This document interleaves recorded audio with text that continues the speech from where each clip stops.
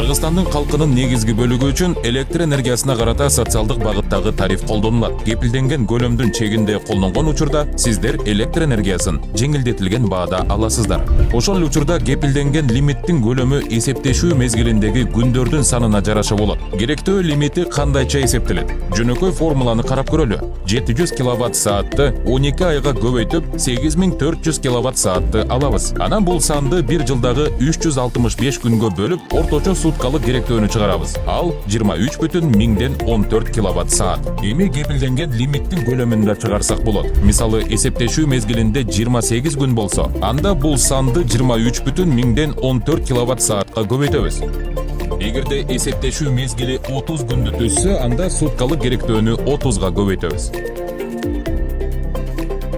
Ал эми 31 күн болсо, анда 31ге көбөйтүлөт. Ошентип, кепилденген керектөө лимитинин көлөмү эсептешүү мезгилдеги күндөрдүн санына жараша болот. Эми сиздер кепилденген чектөө көлөмү кандай бөлүштүрүлөрүн билесиздер. Биз электр энергиясы үчүн эсептерди чечмелөөдө сиздерге жардам берүүгө дайым даярбыз. Көңүл бурганыңыз үчүн рахмат.